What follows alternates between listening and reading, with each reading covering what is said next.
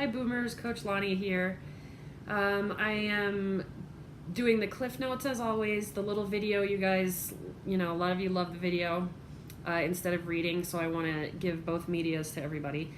But this week I wanted to share something a little bit different because I feel like, in life there's transitions, or at least there should be, where you come to a point where you're like, I think I've squeezed every drop out of this.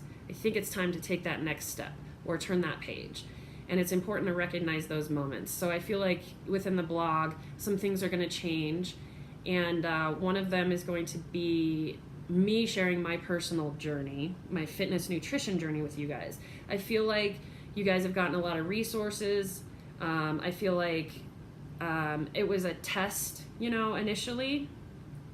To see what Lance's program could do for someone, what LFT could do for someone. If you apply those things together, should I hire a professional to help me get from point A to B, and what does that look like?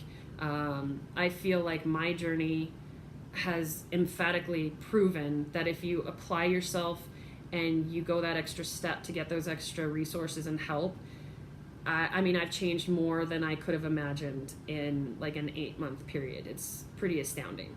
I do want to track back a little bit. The last blog I did, the video I shared was very personal. It was kind of hard to share, but I felt like it was important. And I'm really glad I did, because the amount of you who came up to me and shared these really hard stories, these really precious pieces of yourself with me, and thanking me for sharing that, because like I said, there's something about sharing that hard stuff that connects us. I am so glad I did that, because I feel so much closer to so many of you, and thank you so much, all of you, for sharing what you've shared with me. It means everything to me. So I want to continue to share that hard stuff and connect with you guys in that way. And I want to encourage you guys to continue sharing with me, sharing with everyone, that deep part of yourself, because I think that's what it's all about. That's what being human is about. So back to this chapter ending. It started out as just kind of a test, or something for the blog that I thought would be really fun, a fun little challenge. I've always done these sort of challenge things, and then you kind of bop back and forth, and I've never found anything that stuck like this. So it literally changed my life. It changed me as a person in more ways than one. I elaborate in the blog, but it's been an incredible journey, and thank you to all of you who have stayed tuned and been a part of it with me.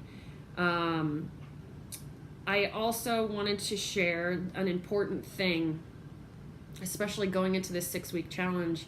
I'm going to have a lot of people that I'm coaching and encouraging and helping, move through this process. But I put out an analogy of, if you were to see it as, we coaches giving you this brand new car that's going to drive you to this shiny new place, this better place, still flawed in, reality, but this shinier place to get to this better version of you.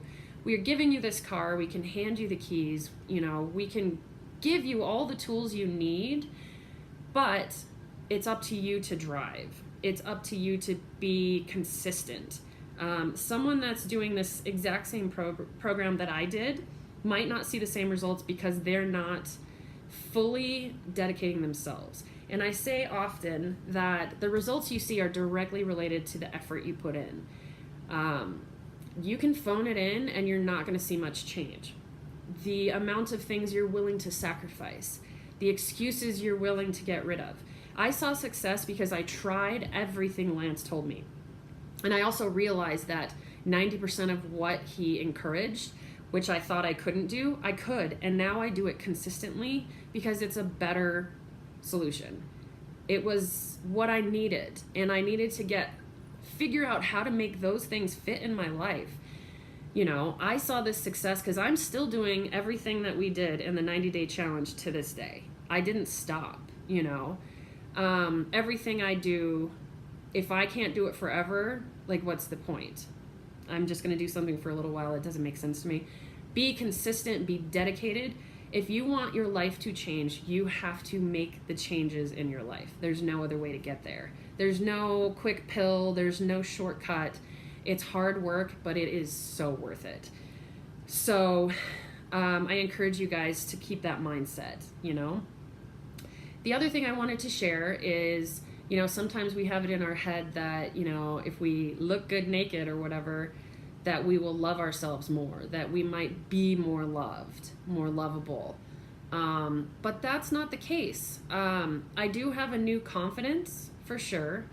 I'm in better shape than I've ever been. And it feels good. My body feels amazing and healthier and better, more functional. But I still, up here, you know, I pick myself apart. I see the stretch marks from having babies. When you lose weight, you have some extra skin. It's just reality. You know, you go from this size to this size. There's some sag going on. You know, the boobs are not what they used to be after baby's nursing.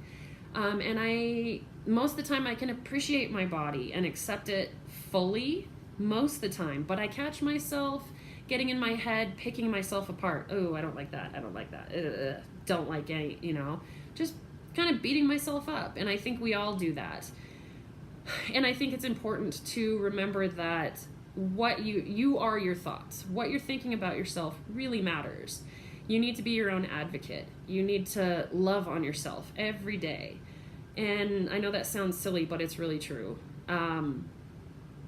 Your perspective is everything in life. And you want to work on shifting that perspective and checking in with yourself every day, just like you work on building strength every day, just like you work on your nutrition every day. Up here is everything. You can have a great body and it's not going to matter if you still, you know, are thinking these toxic thoughts about yourself. I also think it's really important to set an example and live your best life. If you're only working on the physical stuff and you're only caring about the physical stuff, I mean, ultimately, none of that really matters. It's how you treat people.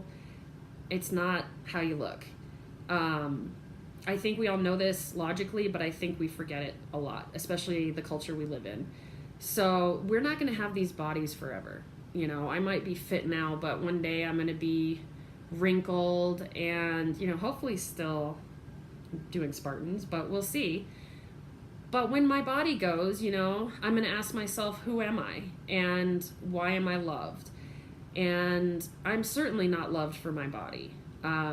My value isn't in my body or how I look. That's just, I mean, it's the package I come in. But what matters is how I treat people, you know, who I am as a mother and a wife, who I am as a coach, you know, who I surround myself with, the example I set, being authentic, being genuine, the choices I make, listening to people. All the things that really matter, that help me connect with people, have absolutely nothing to do with my appearance. In fact, I don't think anyone really cares what I look like. It took me most of my life to figure that out. No one really cares. Everyone's just worried about how they look. You know, that's just the reality. So it's about how we just love each other and support each other and inspire each other and lift each other up. You know, you never have to push someone down to get to a higher place. So with that, I'll wrap it up. I always end up talking too much.